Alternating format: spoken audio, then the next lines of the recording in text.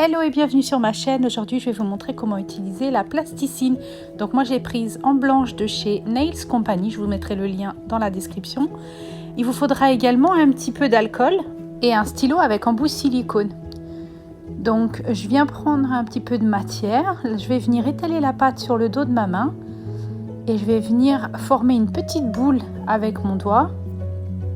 Je vais venir l'appliquer sur mon ongle et là avec mon embout silicone que je trempe à chaque fois dans de l'alcool. Si vous en avez trop, si vous sentez que c'est trop liquide, vous pouvez essuyer sur un petit coton à chaque fois le surplus.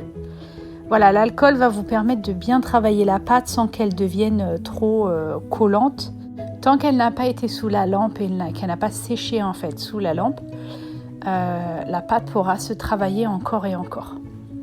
Donc on revient refaire une autre boule. Vous pouvez prendre des boules plus ou moins grosses en fonction de la taille de la pétale que vous voulez faire.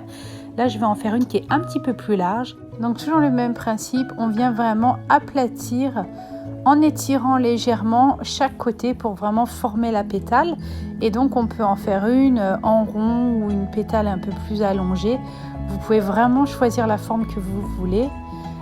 Et c'est ça qui est bien avec la plasticine, c'est qu'on peut la retravailler encore et encore. C'est vraiment tellement plus simple qu'à l'époque où on devait venir faire ça avec de la résine blanche. C'était beaucoup plus compliqué. Donc là, voilà, si vous n'êtes pas à l'aise, vous pouvez faire une pétale, la faire chauffer sous la lampe. 60 secondes. Alors, si vous avez une lampe UV, sinon moi réellement j'ai une lampe UV LED, donc je l'ai fait sécher que 30 secondes à peu près. Vous venez donc faire une pétale, vous formez votre pétale, vous la faites catalyser. Puis vous en reformez une, vous la refaites catalyser, voilà. Ou alors vous pouvez former votre fleur en entier et après la faire catalyser. Moi c'est plutôt ce que je vais faire. Et voilà, donc là ma fleur est travaillée avec un petit peu de top coat au centre. Je vais venir y placer un petit strass avec des micro-billes argentées juste pour lui donner un petit effet de brillance. Voilà, et je la fais chauffer donc 60 secondes sous la lampe juste pour que le top coat soit bien sec. Et voilà, on reforme une deuxième fleur, donc toujours le même principe. On vient déposer une petite boule plus ou moins grosse de plasticine.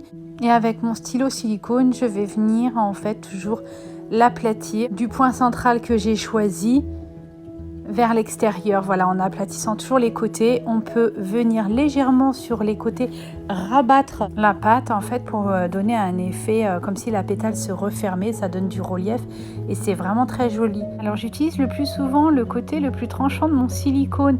Pourquoi? Parce que quand je viens étaler la pâte au milieu, ça donne vraiment un effet de tracé, un peu de ligne mais pas très précis. Et en fait c'est beaucoup plus réaliste.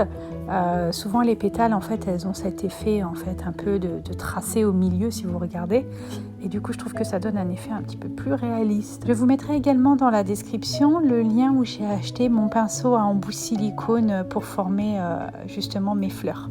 Avec mon Artistic Paint Gel en couleur blanche de chez Nails Company et mon pinceau ultra fin, je vais venir réaliser quelques arabesques. Voilà, vraiment pour donner un petit peu de finition à mon nail art. Je vais venir mettre quelques petits points également.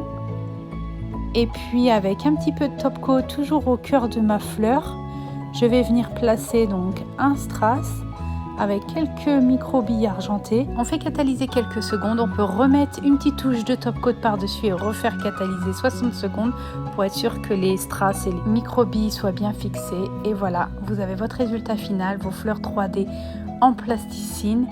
Voilà, j'espère que le résultat vous a plu. N'oubliez pas de liker si vous avez aimé et de vous abonner pour voir plus de vidéos. À bientôt!